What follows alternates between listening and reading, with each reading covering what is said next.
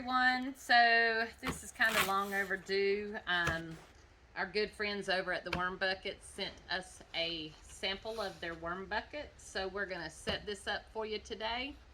And I haven't done anything with it. So you're going to get to see me unbox this and do it instruction by instruction.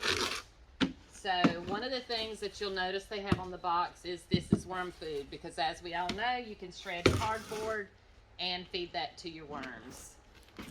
We have, well, let's see. We have the bottom bucket, and goodness gracious. Oh, okay, maybe there's a tab.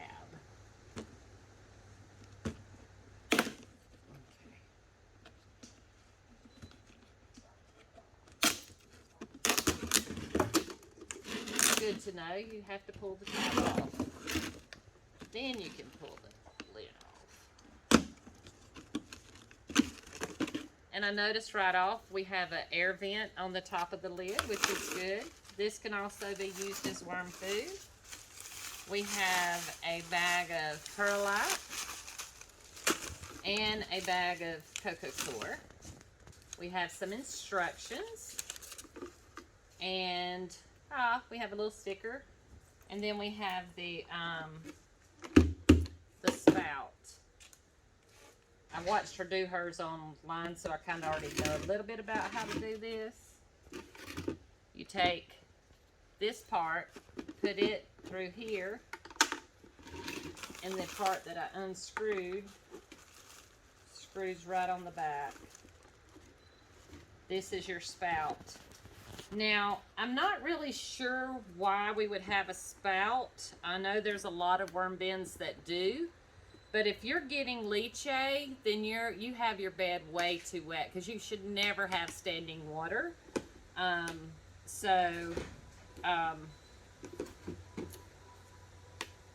You have it if you need it, but like I said, if you're getting water out of this spout, then you're putting too much water in your worms. Okay, so it says remove the included white spout. With spigot, we did that. Fill the green bucket about halfway with water. The green bucket, halfway with water. Okay.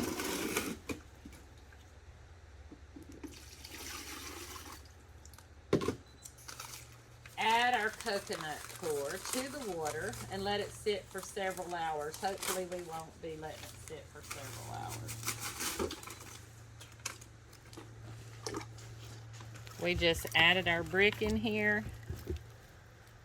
We may have to add more water, but I'd rather add more water than have too much water. So we're just going to let that soak while we're setting up the rest of it. Okay, we added the brick. Alright,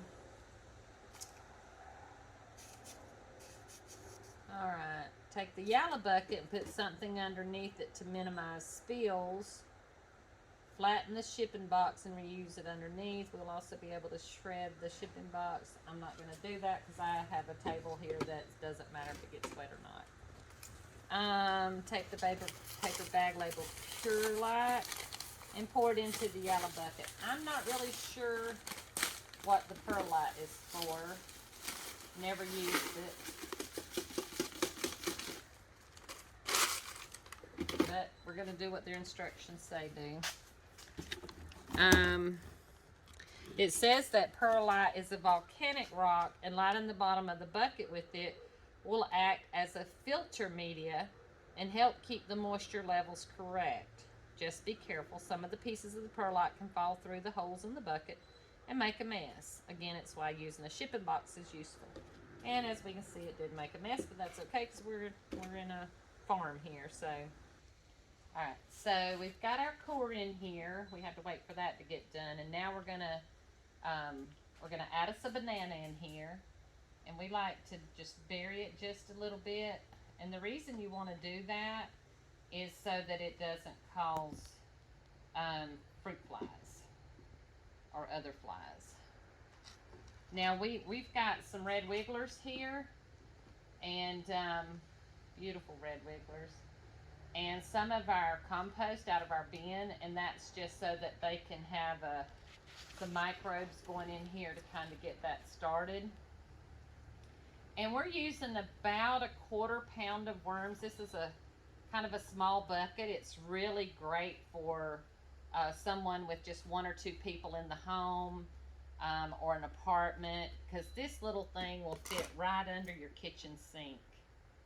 And then you can just put your scraps in there. Now, if you're feeding 1/4 pound of worms, you don't want to put your every scraps that you have from every day in your bucket. You put enough scraps in there. When they eat that down, no more than 1/4 cup.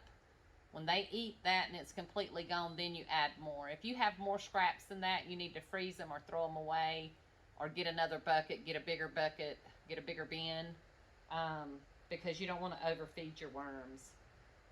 And so once you have your once you have your worms in there, you're going to place this lid on it. Now, another thing that I see here is they have some little air holes here. They're little vents that lets it breathe so that your worms can have air. Same way on the lid, like I showed you a while ago. So you would just close this down, put it right under the kitchen sink, and it's ready to go.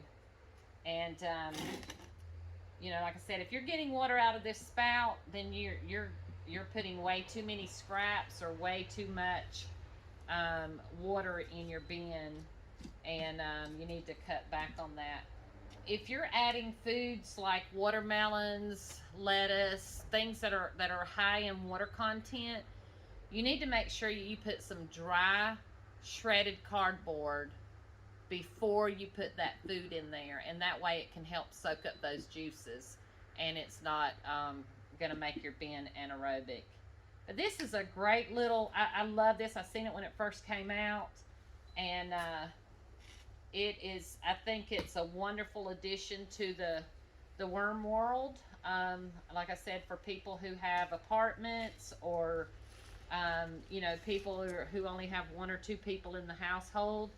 I just think it's I think they've done a great little design on this thing. They have instructions in here, some of your do's and don'ts, and your temperatures and things like that. And then like I said, you can shred this box and these bags and papers and stuff and add that to your bin as well. And that wraps it up today, guys. If y'all are interested in one of these, you can go over to www.wormbucket.com, and they will, I think they're around $59 or $69. They're fairly inexpensive. It's a good inexpensive way to kind of get started and see if this is something that you're going to enjoy doing. So that wraps it up for today. If you guys haven't liked and subscribed to my channel, please do so. And it's Mimi's Worms. Y'all have a great day.